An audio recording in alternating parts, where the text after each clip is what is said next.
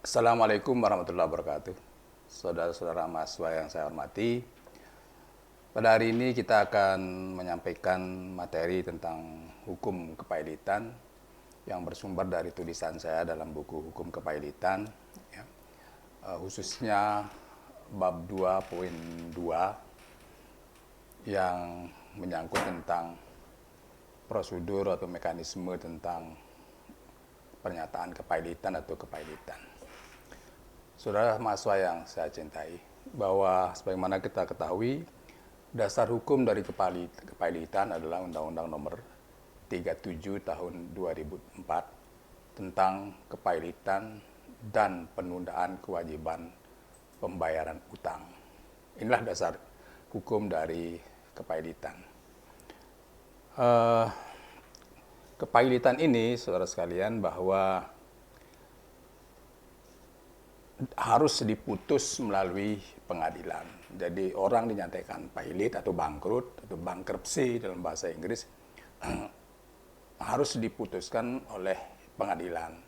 Tidak boleh orang dikatakan pailit tapi tanpa ada putusan pengadilan. Pengadilan yang berwenang menyatakan seseorang pailit atau bangkrut adalah pengadilan niaga yang berada di beberapa wilayah pengadilan. Untuk daerah NTB misalnya berada di Pengadilan Niaga Surabaya. Kepailitan ini adalah sebagai realisasi dari undang-undang atau KUA Perdata yang mana diatur bahwa semua harta debitur atau yang berutang itu menjadi jaminan dari perlunasan utang-utangnya, hartanya itu harta yang ada maupun yang harus akan ada atau yang masih akan ada. Jadi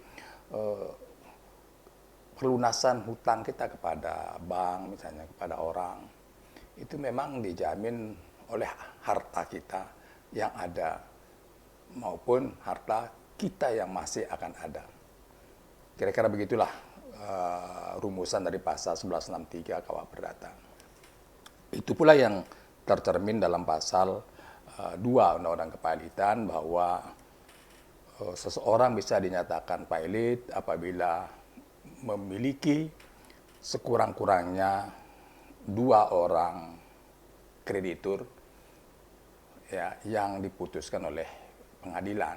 Jadi kalau kita punya hutang, ya, kepada kreditur, tapi kita ini sendiri yang berhutang, maka tidak bisa saya dinyatakan pailit. Saya sendiri berhutang kepada seseorang, itu tidak bisa orang menyatakan saya pailit. Tapi saya berhutang kepada lebih dari satu orang. Lebih dari satu orang tempat saya berhutang, lalu hutang saya itu sudah jatuh tempo yang sudah bisa ditagih. Kalau saya tidak bisa membayar hutang saya, maka saya bisa dimohonkan pailit di pengadilan niaga. Tapi kalau satu tempat saya berhutang, maka seseorang kreditur ini tidak bisa memohonkan saya pailit. Ya. Itu normanya. Normanya seperti ini ya, pasal 2 ayat 1. Tapi kadang-kadang dalam praktik, ini praktik peradilan niaga, dapat atau pernah memutuskan seorang kreditur mengajukan permohonan pailit. Padahal dia satu-satunya kreditur. Jadi beda antara norma dan praktik. Ya, dalam praktik pernah terjadi bahwa seorang kreditur mengajukan permohonan pailit terhadap seorang debitur, padahal dia satu-satunya kreditur, maka dia bertentangan dengan pasal 2. Jadi intinya harus lebih dari seorang kreditur. Nah, mekanisme dari kepailitan sebenarnya bahwa seseorang yang dimohonkan pailit, ya bukan gugatan, tapi permohonan pailit oleh kreditur atau oleh lembaga lain, itu tidak serta-merta pengadilan akan menjatuhkan vonis, tapi ada upaya-upaya lain, apa yang disebut dengan akor. Akor itu bisa artinya didamaikan, perdamaian. Nanti kalau sudah damai maka dilakukan homologasi ataupun apa yang disebut dengan mengesahkan perdamaian itu. Homologasi akor, ya, homologasi akor itu mengesahkan perdamaian yang disepakati. Kalau sudah upaya terakhir tidak tercapai, ya maka dilakukan apa namanya insolvensi. Maka orang itu dilakukan pemberesan harta-hartanya, dilelang segala macam. Itu fase terakhir dari sebuah kepailitan adalah insolvensi, pemberesan ya harta-hartanya. Saudara sekalian, bahwa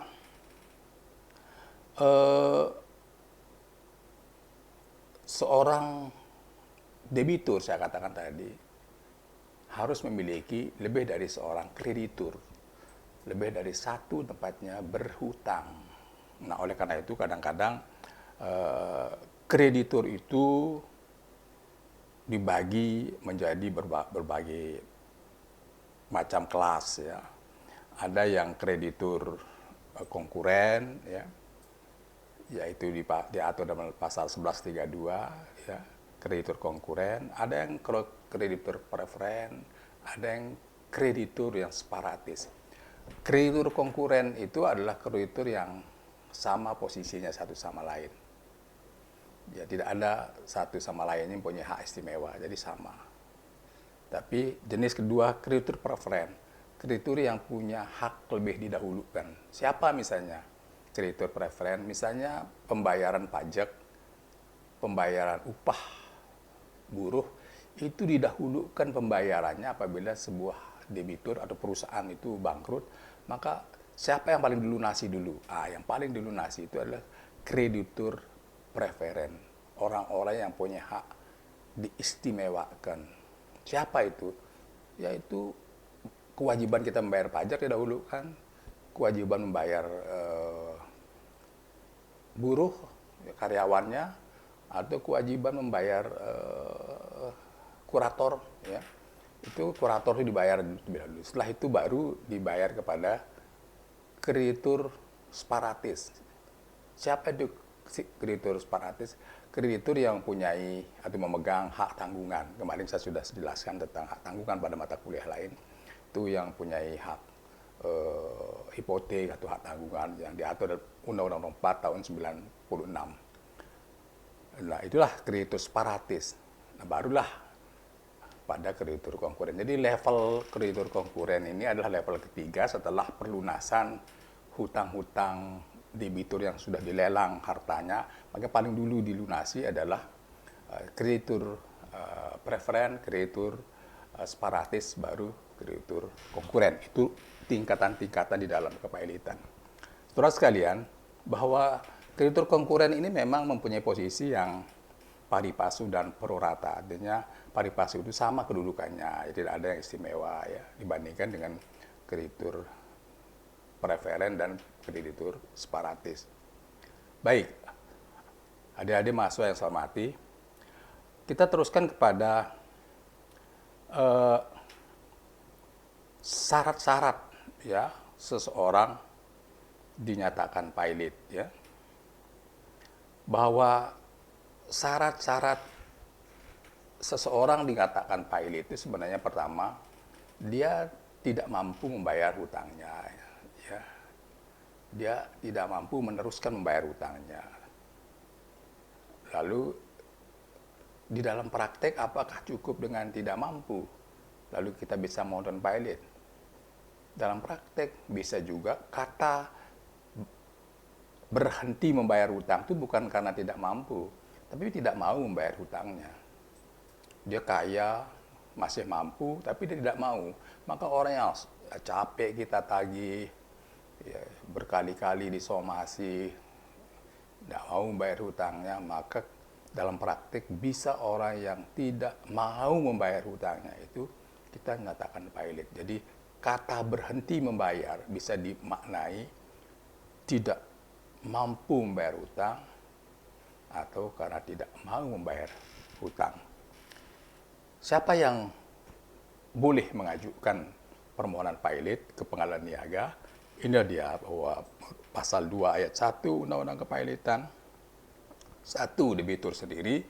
Kalau saya sudah merasa tidak mampu bayar hutang, ya ajukan saja ke Peradilan Niaga bahwa saya tidak mampu bayar hutang, saya serahkan untuk saya dinyatakan pilot dan menyerahkan harta saya untuk dilelang, dibagi dengan para kreditur atau salah seorang kreditur. Kalau sudah debitur, tapi bisa juga salah seorang kreditur. Ketiga, bisa kejaksaan. Kejaksaan bisa memohonkan seseorang pengusaha pilot karena banyak tempatnya berutang demi menjaga kerugiannya lebih besar, maka kejaksaan atas nama negara bisa memohonkan pilot sebuah perusahaan. Apabila nanti direktur perusahaan ini mau melarikan diri, menyatakan aja pilot.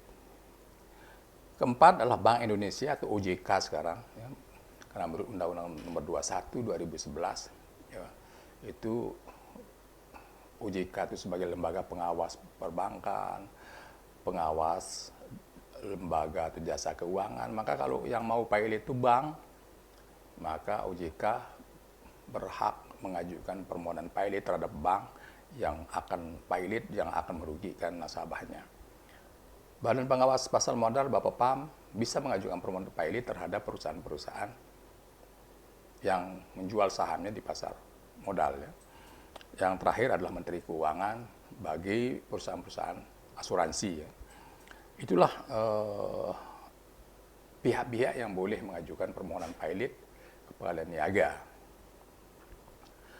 Nah, saudara-saudara sekali lagi saya katakan tadi, ini orang-orang yang boleh mengajukan permohonan kepailitan, yaitu debitur sendiri, seorang kreditur, kejaksaan, ya, terus Bank Indonesia, Badan Pengawas Pasar Modal, dan Menteri Keuangan.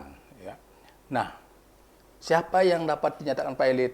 Nah, ini yang dapat setiap debitur yang berada dalam keadaan berhenti membayar hutang. Jadi debitur yang berhenti membayar hutang, macet hutangnya, bisa dimohonkan pilot dengan pasal 3 dan 4 Undang-Undang Kepailitan. Tapi saya katakan tadi bahwa berhenti itu bisa karena tidak mau membayar hutang, bisa juga karena tidak mampu membayar hutang. Siapa itu debitur atau orang yang berhutang atau berutang, itu ada beberapa pengertian. Bisa yang berutang itu perorangan, bisa yang berutang itu adalah badan hukum, bisa bank, bisa perusahaan efek, dan bisa perusahaan asuransi. Itu jenis-jenis debitur yang bisa dinyatakan pilot. Saudara sekalian, ada proses saya katakan tadi, ketika seorang dinyatakan pilot, maka di pengadilan niaga ditawarkan untuk berdamai, akor. Setelah nanti mereka setuju tawaran-tawaran perdamaian di depan persidangan, maka perdamaian itu bisa disahkan, dihomologasi. Kan gitu. Nah, apabila kepailitan itu tidak tercapai akor perdamaian, maka pengadilan memutuskan kepailit, maka harta pailit ini, ya, harta daripada debitur itu berada di bawah kekuasaan kurator. Kurator, ya, Balai Harta Peninggalan kalau di wilayah NTB itu kurator itu ada di Surabaya. Pengadilan Niaga juga ada di Surabaya. Maka harta daripada debitur yang pilot ini sejak dinyatakan pilot, maka penguasaan terhadap harta pilot itu berada di tangan kurator. Kurator ya yang melakukan inventarisasi mana-mana harta debitur. Kurator ya lah yang akan melelang harta pilot. Kurator yang akan membagi menurut persentase kepada para kreditur yang tadi yang saya katakan ada kreditur konkuren, kreditur preferen, kreditur separatis. Ini tugas dari kurator, ya. Nah, tugas kurator ini nanti diawasi oleh hakim komisaris. Jadi hakim yang memutus itu mengangkat hakim pengawas. Jadi hakim yang memutus bahwa Anda pilot misalnya, itu akan membentuk atau mengangkat hakim komisaris yang akan mengawasi tugas kurator di dalam membereskan harta-harta dari pilot. Jadi semua itu berjalan dengan transparan, bahwa kurator bekerja dengan profesional, ya. Komisaris akan mengawasi tugas kurator sehingga pembagian harta debitur yang sudah dinyatakan pilot berjalan dengan baik, tidak ada yang keberatan. Demikianlah kuliah kita yang pertama tentang kepilotan. Kita jumpa pada sesi berikutnya. Terima kasih. Assalamualaikum warahmatullahi wabarakatuh.